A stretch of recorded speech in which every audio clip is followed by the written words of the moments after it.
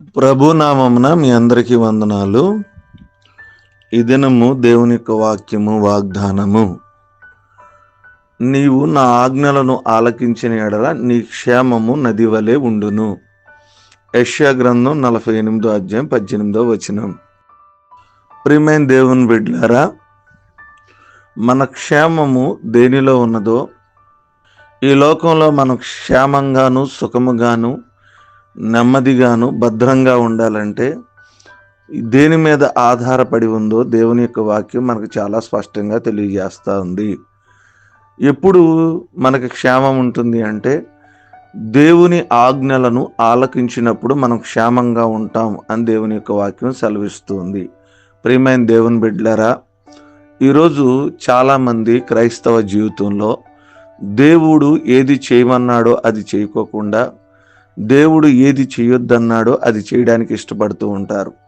కాబట్టి వారి జీవితంలో క్షేమమును కలిగి జీవించలేని పరిస్థితులు మనం చూస్తూ ఉన్నాం. దేవుని వాక్యం సెలవిస్తుంది, నువ్వు క్షేమంగా ఉండాలనుకుంటున్నావా? ఆయన చెప్పినటువంటి ప్రతి ఆజ్ఞను ఆలకించి దాని ప్రకారంగా జీవించమని దేవుని యొక్క వాక్యం సెలవిస్తుంది. దేవుని యొక్క వాక్యం మొట్టమొదటిగానే ఏదెను తోటలో ఆదాము అవ్వతో ఆ పండు తినొద్దు అనేటువంటి మాట చెప్పడం జరిగింది. ఏదైతే చెప్పారో ఆ మాట వినుకోకుండా వారు ఆ పండును తినడం చూసాం. ప్రియమైన దేవుని బిడ్డలారా, దాన్ని బట్టి ఏదెను తోటలో వారు క్షేమంగా ఉండాల్సినటువంటి భార్యాభర్తల జీవితము క్షేమము లేనటువంటి పరిస్థితుల్లోకి వెళ్ళిపోయినట్టుగా మనం చూడగలుగుతున్నాం. ఈరోజు చాలామంది క్రైస్తవ జీవితంలో దేవుడు చేయొద్దన్న దాన్ని చేయడానికి ఆసక్తిని కలిగి దేవుడు చేయమన్న దానికి చేయకోకుండా జీవిస్తూ ఉంటారు. కాబట్టి వారి జీవితాల్లో క్షేమము, నెమ్మది, సమాధానాన్ని, సంతోషాన్ని పొందలేకపోతున్నారు.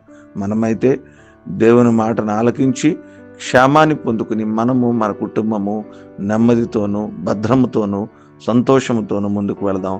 అట్టి కృప దేవుడు మనందరికీ అనుగ్రహించును గాక. ఈ కొద్ది మాటలు మన వెనుకల్లో ఫలించబడును గాక. ఆమేన్.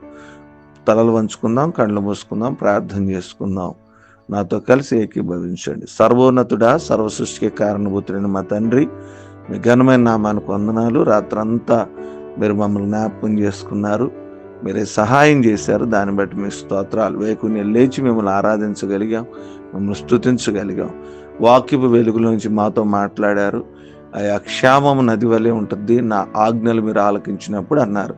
ప్రభా, ఈరోజు క్షేమము లేదు అని ఎవరైతే ప్రభా నేను అడుగుతున్నారో, వారు మేము క్షేమంగా ఉండాలి మా కుటుంబం అంతా అని అడుగుతున్నారో వారు మీరు జ్ఞాపకం చేసుకోండి. నది వలె నేను సమృద్ధిగా వారికి క్షేమాన్ని దయచేసి వారి కుటుంబాలు వారి బిడ్డల చుట్టూ కంచి కాపుదల దయచేయమని ప్రార్థన చేస్తున్నాం.